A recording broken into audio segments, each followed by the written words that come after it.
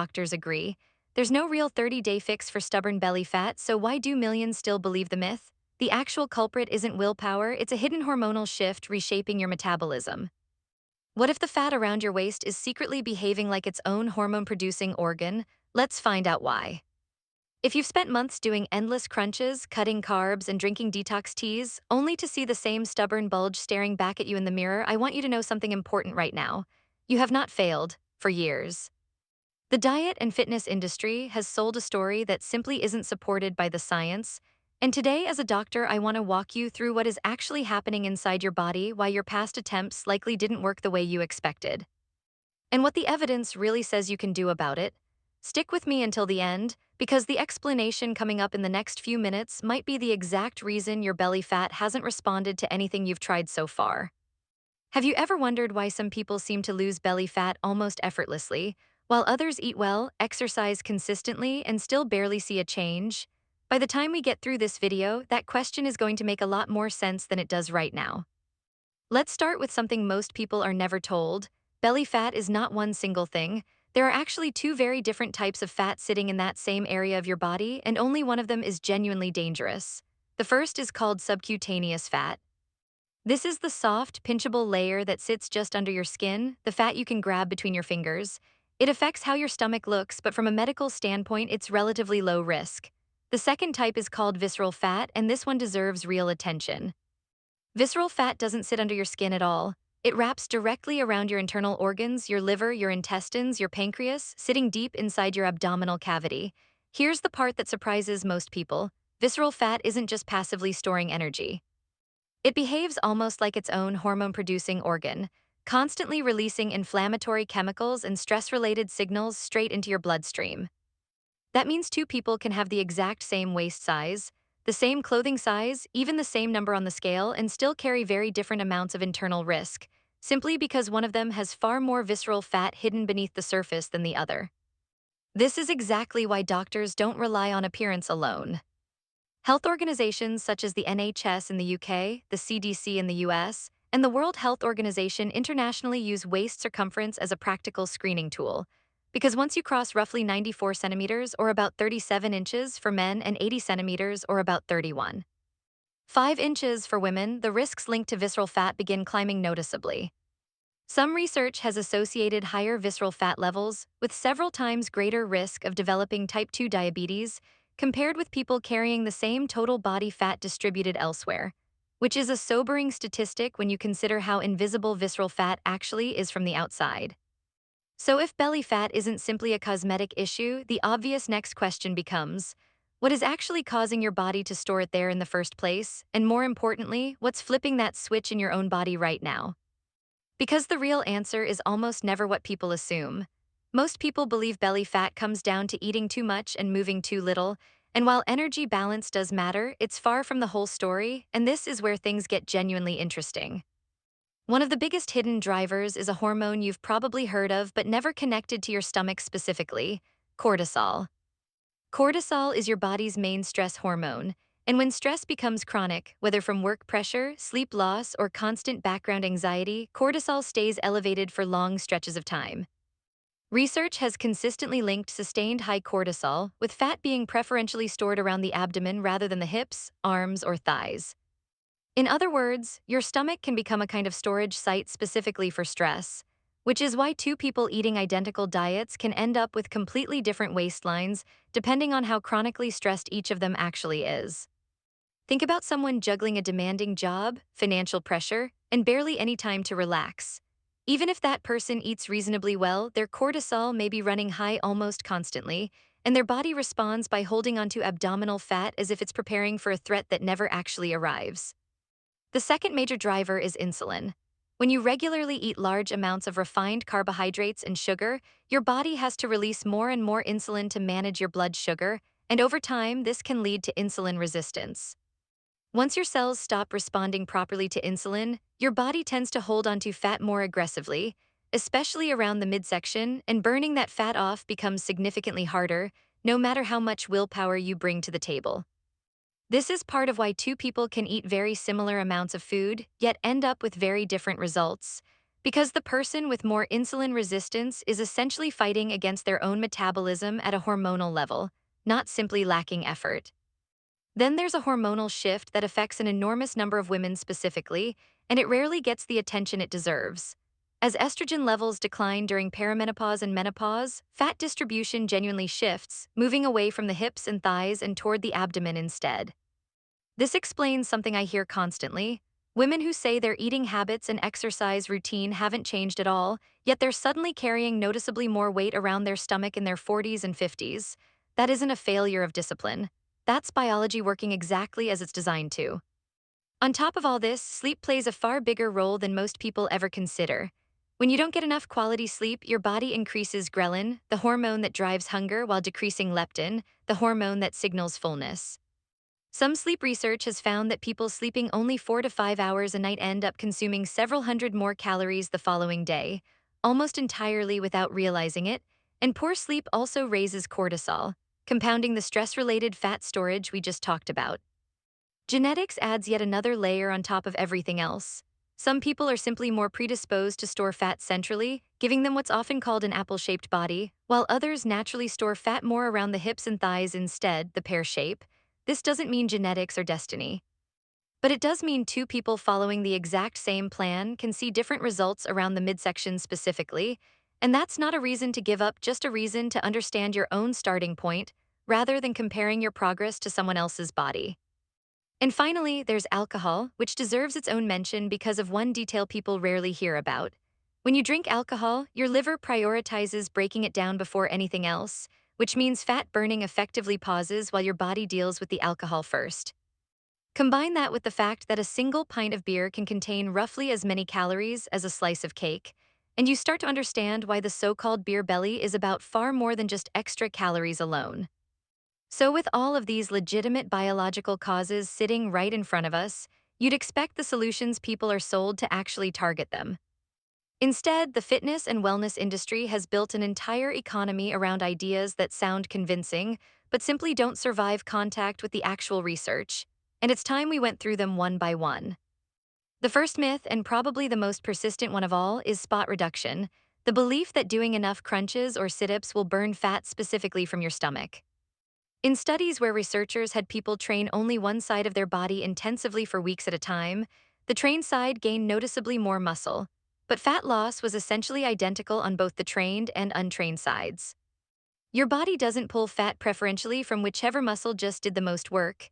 It draws from fat stores throughout the body based on hormonal and genetic factors, not on which muscle happened to be exercising. Next is the entire world of detox teas and juice cleanses, often marketed using dramatic before and after photos.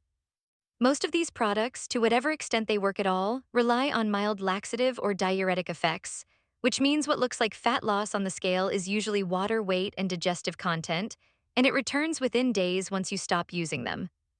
Then there's shapewear and waist trainers, which compress your midsection temporarily but do absolutely nothing to reduce the fat sitting underneath, and prolonged tight compression has even been associated with digestive discomfort rather than any lasting benefit. Another myth worth retiring for good is the idea of specific fat-burning foods. Things like cinnamon, lemon water, or apple cider vinegar, often marketed as having the power to melt belly fat away. While some of these may have very minor metabolic effects under isolated lab conditions, none of them come close to producing meaningful fat loss on their own, and treating them as a solution only distracts from the approaches that genuinely work. And finally, perhaps the most damaging myth of them all is the exact promise embedded in so many video titles you've probably clicked on before this one, that you can lose significant belly fat in a week, or even in 30 days.